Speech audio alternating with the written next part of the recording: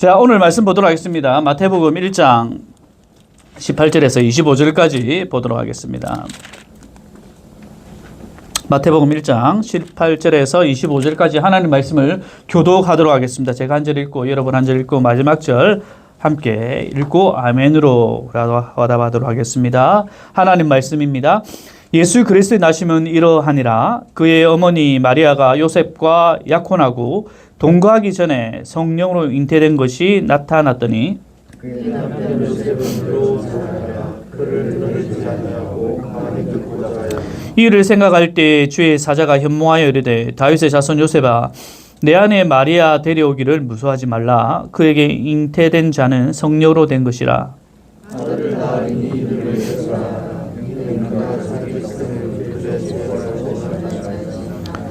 이 모든 일이 된 것은 주께서 선지자로 하신 말씀을 이루려 하심이니 이르시되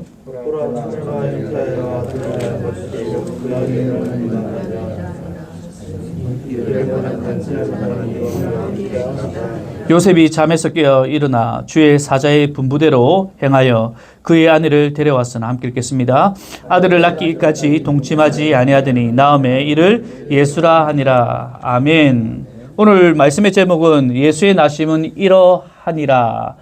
예수님께서 어떻게 태어나셨는가에 대한 부분들을 오늘 본문에서는 설명하고 있습니다. 말씀하고 있습니다. 지난주 우리는 마태복음 1장 1절부터 나타나 있는 족부에 나타나 있는 족부에서 드러나는 신비라는 점을 가지고 함께 은혜를 나눴죠.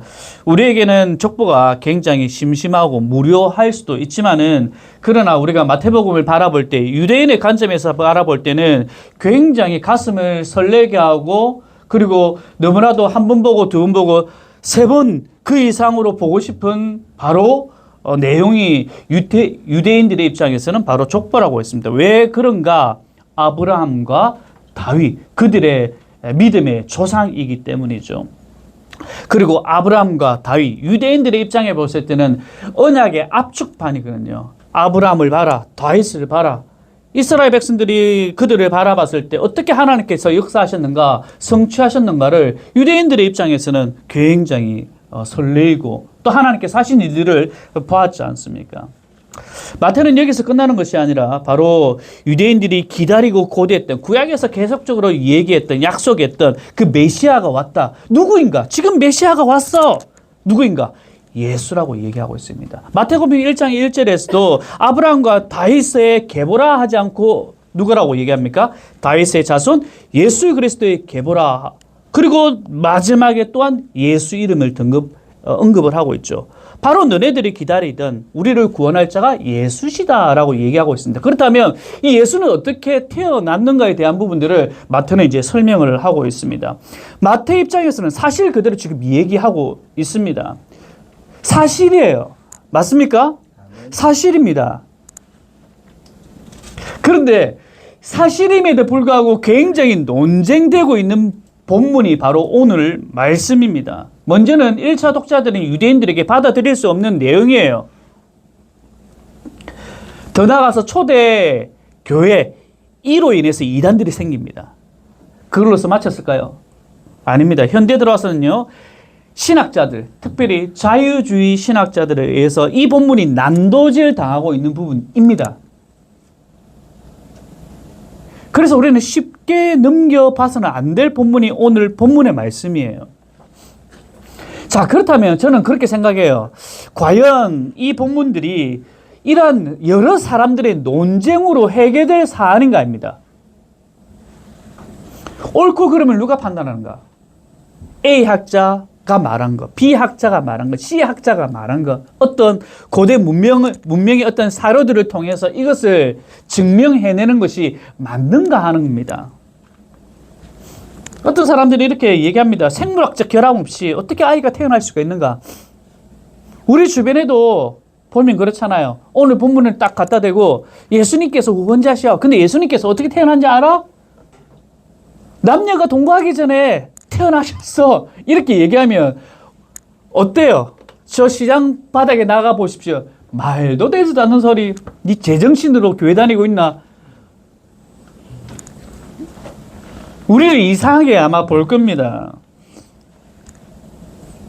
야, 그런 소리 하지 마. 예수를 단순히 좀 더 돋보이게 하기 위해서 이런 걸 적었어. 라고 하는 사람도 아마 들어있을 겁니다. 그런데 이렇게 말하는 기준이 뭐예요? 지극히 자기 기준입니다. 자기의 판단과 자기 이성에 맞춰가지고 자기 합리화 시키는 겁니다. 자기가 생각할 때는 자기 기준에는 이것은 있을 수가 없다는 거예요. 자, 그렇다면 성경은 도덕책 그 이상 그 이하가 될 수 없습니다. 오늘 이 본문을 난도질을 하고 이 본문을 쏙 빼내면요, 성경은요 더 이상 성경이 아니라 그냥 도덕책 그 이상 그 이하의 더 아닌 책이 되어 버린다는 사실입니다. 자, 오늘 여기 앉아있는 우리 드램프 성도들, 그리고 앉아 계신 장로님들, 오늘 이 본문의 말씀을 믿음으로 믿으십니까? 사실 여기 앉아있는 우리 다음 세대들에게는 굉장히 곤욕스러울 수도 있습니다. 왜냐하면 온전하게 내가 하나님 예수님을 믿습니다, 나의 구세주를 믿습니다라고 고백은 했다고 저는 생각을 해요. 하지만 여전히 풀리지 않는 여러분 마음 가운데 정말 이렇게 태어날 수 있을까라는 그런 의문들이 아마 여러분 가운데 혹여나 있을 수도 있어요. 하지만 오늘 본문을 통해서 우리의 어떤 의심하는 부분들, 오늘 말씀을 들으면서 여러분 가운데 혹시 그런 의구심이 있다면 우리의 이성으로 어떤 것을 우리가 해석해내고 이해될 수 없어요. 하지만 오늘 말씀을 통해서 우리가 기도하는 마음으로, 성령님, 제가 온전히 이 부분을 받아들이지 못하는 마음이 있습니다. 성령께서 오늘 말씀을 통해서 허락하셔서 마음 문이 열리게 하시고 믿을 수 있는 은혜를 허락해 달라. 그런 간절한 마음을 가지고 오늘 말씀을 들었으면 좋겠습니다. 1장 18절 다시 한번 읽겠습니다. 시작. 예수 그리스도의 나심은 이러하니라. 그의 어머니 마리아가 요셉과 약혼하고 동거하기 전에 성령으로 잉태된 것이, 마태복음 1장 18절은 우리에게 성경의 키입니다. 핵심이에요.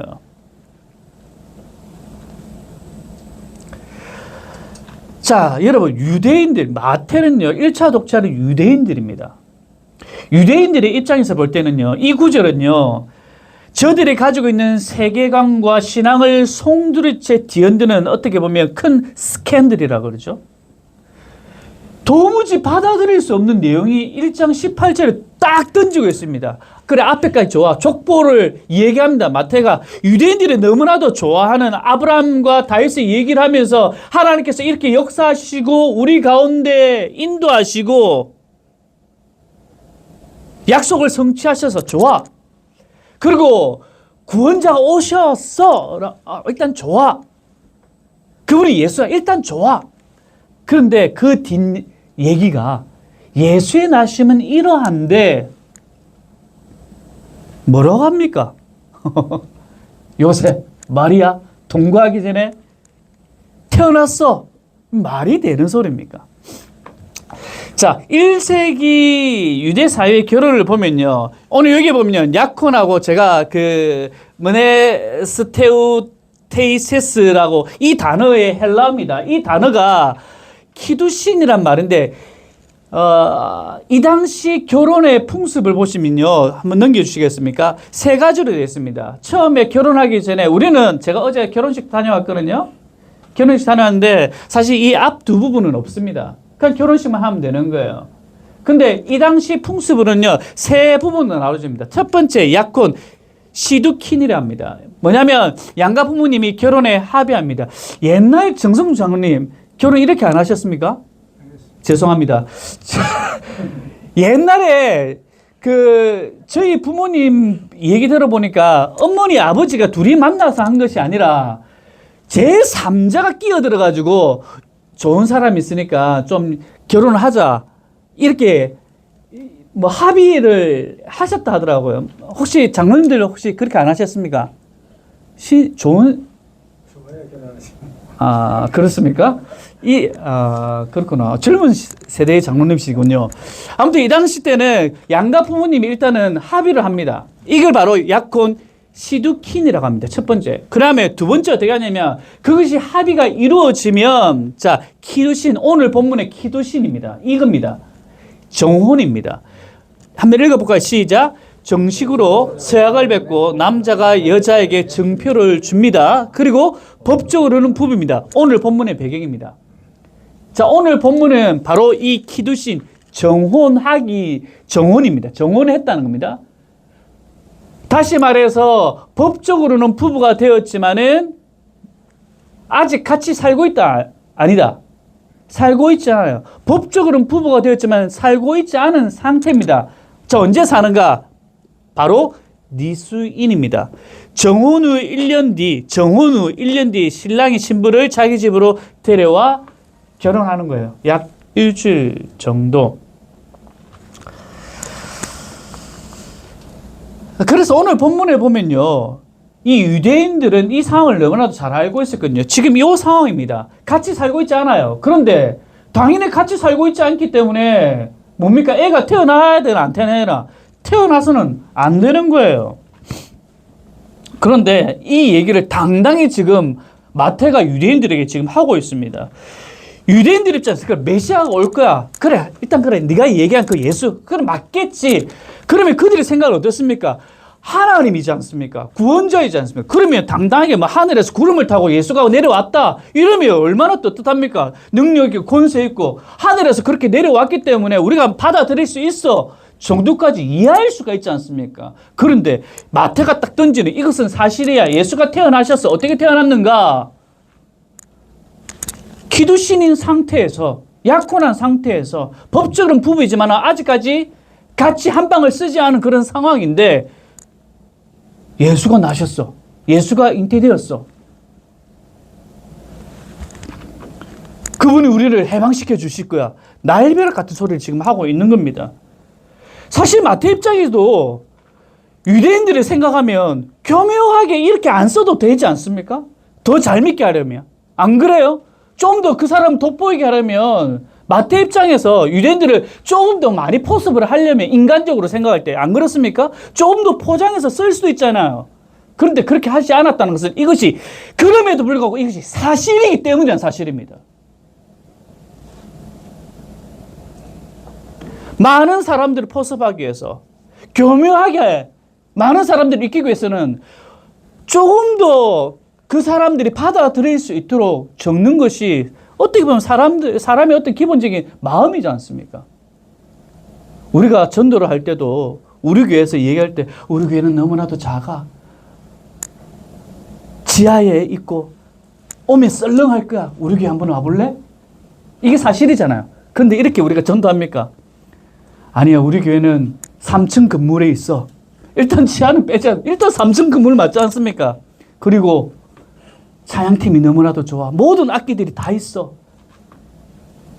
그리고 들어가면 화려한 조명이 있어. 제가 지금 팩트를 얘기하지 않습니까? 하지만 정확하게 얘기하고 있지 않잖아요. 마태도 그럴 수 있다는 거죠. 하지만 그것이 아니라 정말 그대로 그들이 받아들일 수 없을지언정 사실을 지금 얘기를 하고 있다는 겁니다. 자, 지금은 정혼기간입니다. 친정집에 있으면서 마리아가 시집을 준비하고 있어야 돼요. 그런데 이 기간에 임신을 합니다. 당시 유대인들은 율법을 굉장히 치중했던 사람들입니다. 성령으로 잉태되어 그 말이 아마 안 들어왔을 겁니다.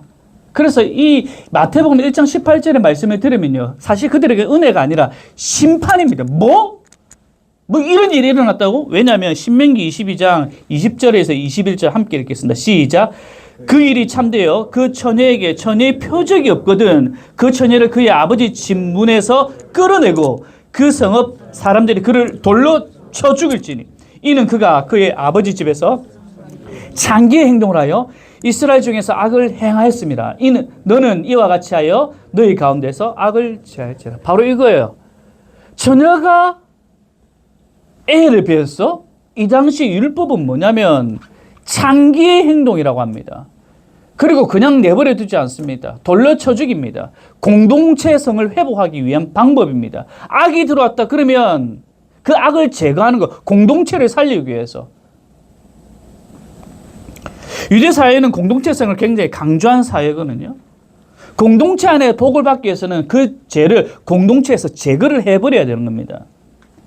그렇기 때문에 이 18절을 들었던 유대인들의 입장에서는 사실 은혜다. 정말 이렇게 될 수 있어가 아니라 사실 심판의 본문입니다. 사실 우리도 마찬가지잖아요. 우리가 그냥 이 마태복음을 쭉 읽어나가면서 이 부분을 어떻게 보면 그냥 쉽게 넘겨버릴 수도 있는 부분입니다.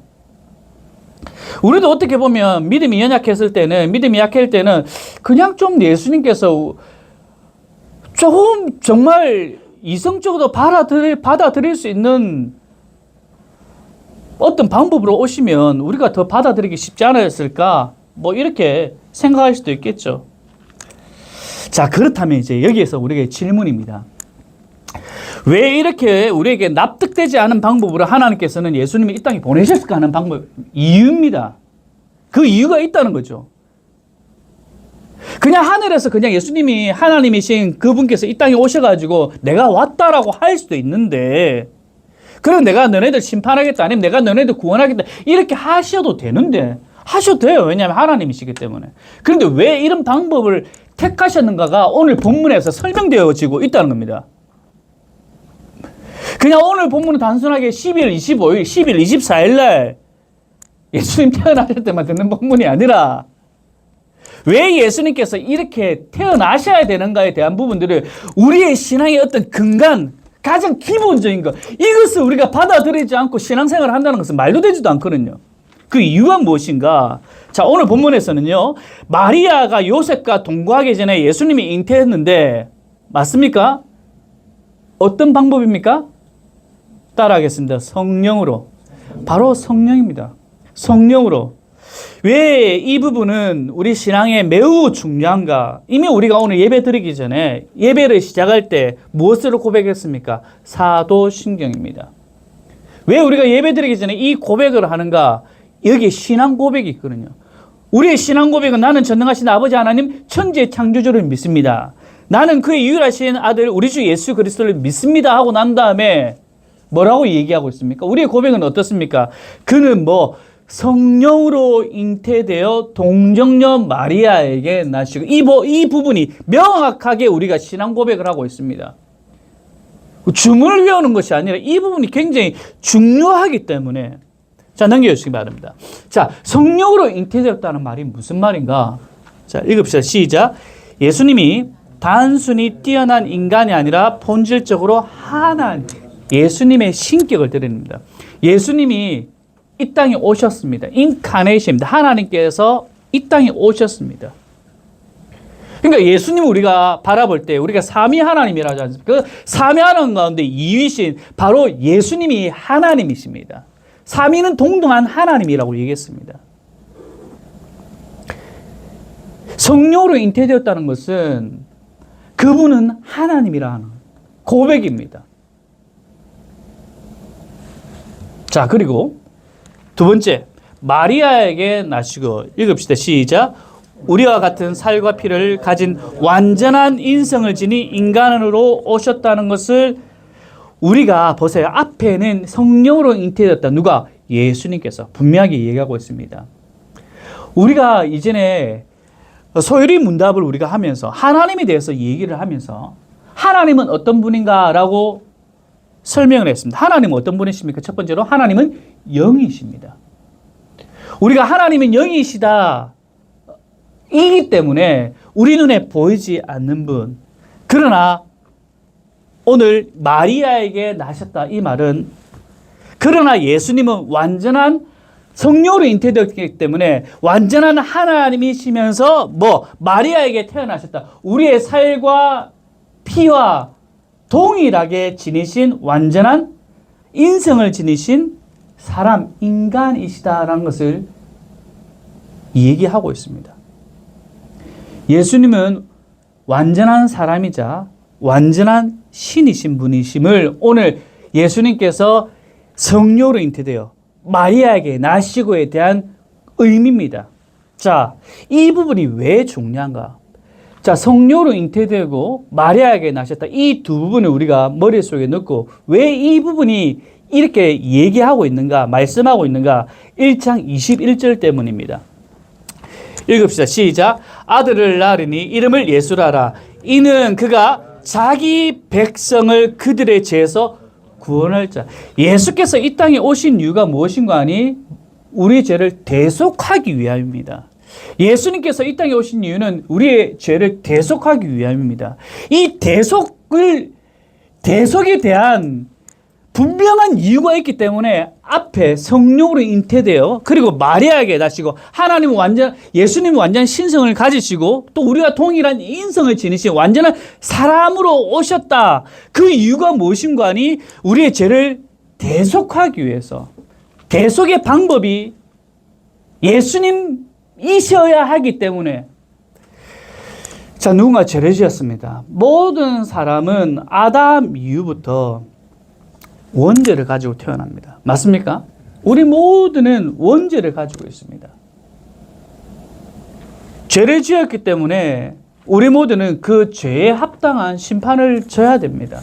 하지만 하나님께서는 하나님이 택하신 백성을 구원하신다고 하셨습니다. 그렇다면 그 죄를 어떻게 용서함 받아야 됩니다. 그 죄를 씻어야 합니다. 죄를 가진 사람이 스스로 죄 없다라고 할 수 있나요? 할 수 없습니다. 우리가 완전하게 죄를 씻기 위해서는 우리가 모든 사람이 아담의 후손이기 때문에 아담의 후손이란 것은 육의 방법으로 태어난 모든 사람입니다. 그렇다면 죄를 가지고 있습니다. 저와 여러분들은. 그러면 스스로 죄 용서함을 받을 수 있습니까? 없습니까? 받을 수 없다는 사실입니다. 자, 받을 수 있는 유일한 방법이 있습니다. 먼저 우리 죄를 용서받기 위해서는 대속을 해야 되는데 우리 스스로는 할 수 없는데 할 수 있는 방법이 있는데 한 가지는 죄가 없는 사람이 있어야 됩니다. 죄 있는 우리가 누군가를 용서할 수가 없어요. 내 죄가 있기 때문에. 근데 우리 죄를 용서함 받기 위해서는 우리가 동일한 사람이어야 되고 죄가 없어야 됩니다. 그 방법을 완전하게 충족시킬 수 있는 방법이 무엇인가 하니 바로 예수님의 탄생. 성령으로 잉태되었다는 것은 마리아에게 태어났다는 것은 우리의 사람이라는 거죠. 완전한 인성. 그리고 성령으로 잉태되었다는 것은 육의 방법으로 태어나지 않았기 때문에 그 사람에게는 죄가 있다 없다? 죄가 없습니다. 그래서 그 사람이 십자가에 달려 그분이 십자가에 달려 돌아가실 때 온전한 대속이 이루어지기 때문에 오늘 예수님께서 태어나신 이 1장 18절의 말씀이 중요하다는 겁니다. 완전히 충족된다는 사실입니다. 그래서 오늘 우리 본문은요, 예수님의 성육신과 동정녀 마리아에게 태어나신 사건을 얘기를 하고 있습니다. 여러분, 오늘 우리가 읽은 이 본문은요, 어떤 신화가 아닙니다. 구전으로 내려오는 어떤 얘기, 소설이 아닙니다. 명백한 사실을 나타내는 얘기하고 있습니다. 자, 이 본문을 유대인들이 믿었더라면 사실 이 마태복음 이 이후의 말씀들은요, 확연하게 달라집니다. 이 1장 18절의 말씀을 그들이 온전히 받고 믿었다면, 그래, 이런 방법으로 하나님이시기 때문에 하나님의 방법으로 지금까지 아브라함과 다윗에게 허락하셨던 성취하신 하나님이시라면 남녀의 어떤 합의 없이 사람이 태어날 수 있다는 걸 믿어줘야 되는 겁니다. 왜냐하면 창세기 1장 1절에 뭐라고 얘기하고 있습니까? 태초에 하나님이 뭡니까? 천지를 무에서 유를 창조하신 분이 남녀의 관계없이 아이가 이거는 당연한 거 아닙니까? 하나님의 방법이기 때문에.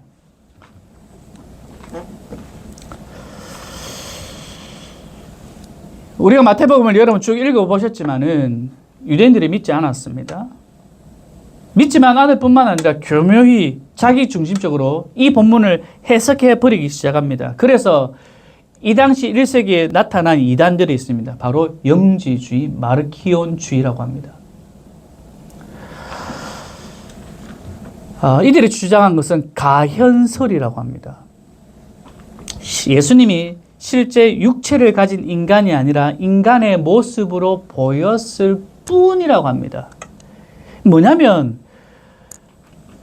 하나님이신 예수님을 굉장히 높이는 것처럼 얘기하고 있어요. 예수님이 우리의 구원자시라면서. 그렇다면 그분은 사람이 될 수 없어. 그분은 사람처럼 보였을 뿐이야. 가연설. 사람으로, 인간으로 보였을 뿐이란 겁니다. 실질적으로 사람이 아니란 겁니다. 사람이 아니고 사람으로 보였고 신적인 능력을 가진, 그로 인해서 많은 기적을 일으켰다. 어떻게 보면 많은 사람들이 더 쉽게 받아들일 수 있는 거예요. 그래, 우리처럼 사람인데 어떻게 그런 일을 할 수가 있어? 아닐 거야. 사람으로만 보였을 뿐이지 그냥 정말 하나님이셔. 어떻게 보면 그게 더 사람으로서 이해할 수 있는 부분이에요. 그래서 이 당시에 초대교회를 막 흔들어 제꼈습니다. 사람은 믿고 싶은 대로 믿고 싶어요. 본문에서 지금 무엇을 얘기하고 있고 하나님께서 지금 무엇을 우리에게 지금 얘기하고 있는가? 그것을 믿고 따라가는 것이 아니라 그 본문을 가지고 내가 믿고 싶은 대로 믿는 것이, 그렇게 사단은 우리의 마음을 자꾸만 움직입니다. 이런 영적인 교만하는 행태가 초대교회 당시만 있었던 것이 아니라 현대에도 있습니다. 교묘하게 여러분 잘 아는 뉴 에이지 운동. 예수 그리스도의 십자가와 예수 그리스도의 보혈의 능력을, 예수님의 어떤 인성과 신성, 그 두 가지에 대해서 얘기하고 있는 것이 아니라 어떤 인성은 빼놓고 영적인 파워만 얘기합니다. 영적인 어떤 원리, 어떤 신성한 에너지, 그게 바로 뉴 에이지 운동이거든요. 사람의 마음을 막 이렇게 좋은 말로 하면 감동이고 나쁜 말로 하면 그걸 뭐 이용하는 거, 뭔가 몽하게 만들어버리는, 이게 뉴 에이지 운동이거든요. 이게 교회 안에도 많이 풍성하게 자라고 있다는 겁니다.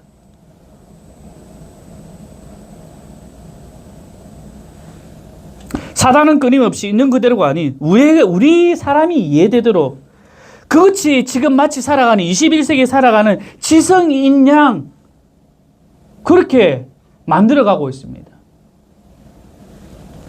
그래서 이성에 맞지 않는 부분은 그것을 마치 설화라든지, 그리고 여러분 잘 아시다시피 17세기부터 일어난 계몽주의, 그리고 18세기 비평, 하등 비평과 고등 비평이라고 합니다. 성경을 바라보면서 하등 비평과 고등 비평, 비평하는 거죠. 계속적으로.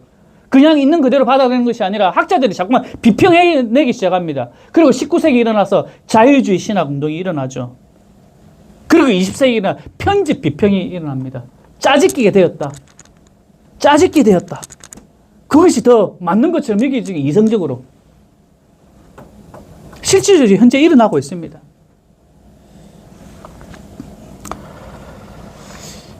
참, 이 번의 얘기인데요. 그 장항준 감독 알죠? 그 지금 뭐 1000만이 넘은 영화 왕과 함께 사는 남자입니까? 예. 잠시 TV를 보는데 이 사람이 나오더라고요. 근데 제가 의외의 소리 들었습니다. 자기가 취미가 성경 읽기래요. 근데 제가 이 사람을 볼 때 전혀 괴를 다른 사람은 아니거든요. 근데 성경을 읽는데요. 근데 성경을 읽는다고 자기는 요한계시록만 읽는데요. 이 또 뭔 소리고, 다른 건 안 읽고 요한계시록만 읽는데. 왜? 마지막 날 살아남기 위해서. 이 도대체 무슨 말을 하는 건지. 제가 지금 앞에 비평 얘기를 하면서 지금 뭘 얘기해? 자기가 믿고 싶은 부분만 믿으려 한다는 거죠. 자기가 쏙 빠져나가, 자기가 어떻게 하면 구원받을 수 있는지에 대한 마지막 때가 어떻게 되어지는가, 그거에만 관심이 있다는 겁니다. 여러분, 디모데후서 3장 16절 여러분 잘 아시는, 읽읍시다. 시작. 모든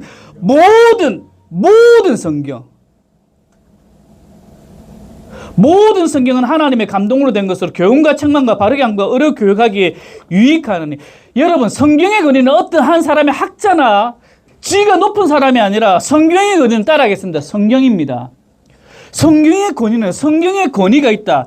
성경은 하나님 말씀입니다. 이것을 누가 증명하는가? 어떤 세상의 사람, 학자가 그것을 증명해내는 것이 아니라 성경이 하나님 말씀입니다. 성경은 하나님의 뜻입니다. 성경은 하나님의 의로움입니다. 이것을 증명하는 것은 성경이라는 사실입니다. 성경은 성경이 증명합니다.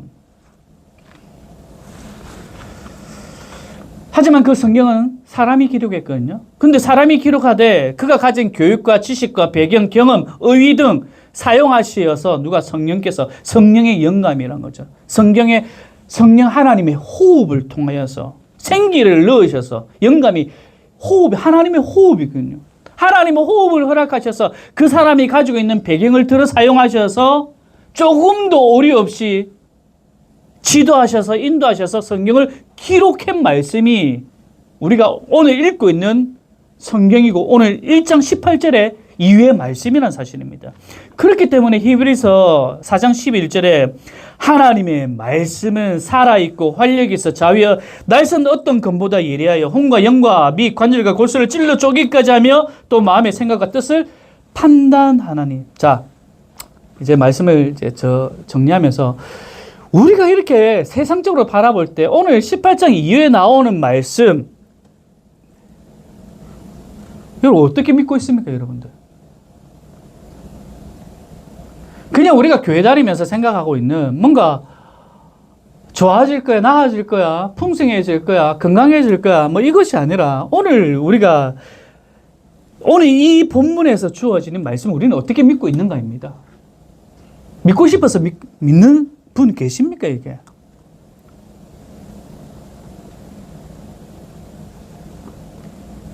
말도 되지도 않는 많은 사람들이 여기서 비평해 나가면서 설하다라고도 얘기하고 있으면서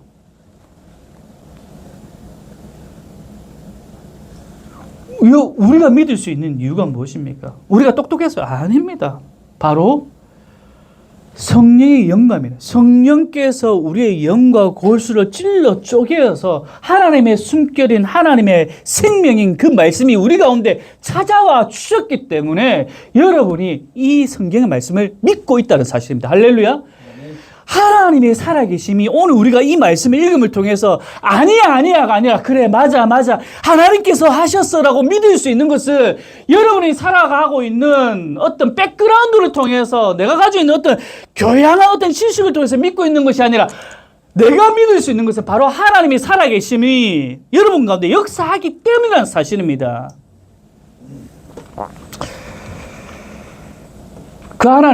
그 살아계신 하나님께서 우리에게 뭐라고 얘기하시는가? 22절, 23절에 함께 읽겠습니다. 시작.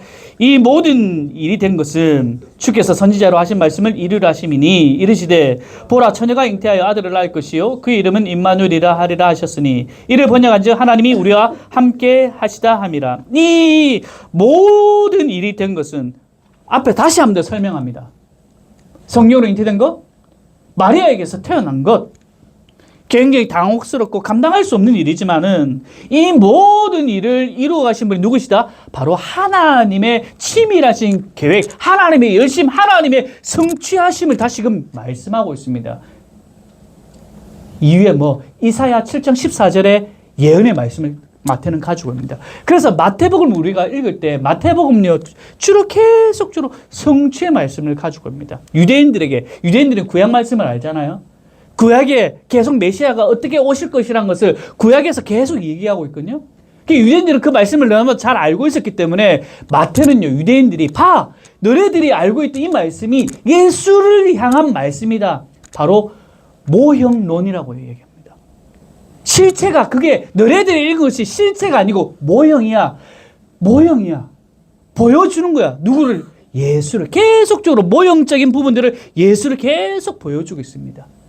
아브라함도 마찬가지고 모세도 마찬가지고 홍해 사건도 마찬가지고 그 모든 사건들이 예수께로 집중되게끔 마태는 얘기를 하고 있습니다. 오늘도 이 모든 되어진 일, 이렇게 되어진 것은 그냥 우연하게 어떤 착각 속에 일어난 것이 아니라 너네들이 이미 알고 있는 이사야 7장 14절에 이미 메시아가 어떻게 태어날 것이라는 것을 너네들 잘 알고 있던 이 말씀이 예수께 성취되는 거야. 누가 하신 일이다? 하나님이, 너네들이 믿고 있는 그 하나님이 하신 일이야 라고 얘기하면서 그 하나님께서는 우리와 함께 하시다. 임마누엘, 이미 믿고 있는 여러분과 함께 한다는 사실 넘기겠습니다. 유식하게 제가 마무리하고 읽겠습니다. Jesus is Immanuel. 예수는 임마누엘입니다. Which means 임마누엘이라는 의미는 God is with us in every moment of our lives. 우리가 믿고 있는 우리 주 예수 그리스도, 멀리 떨어져 있는 것이 아니라 이렇게 성취하신 그 하나님께서는 바로 여러분의 모든 삶의 순간순간에 임마누엘 되신다. 어떠한 사건에 끝나는 것이 아니라 그 사건을 통해서 지금 여러분의 모든 삶의 여정 가운데 임마누엘 되신다.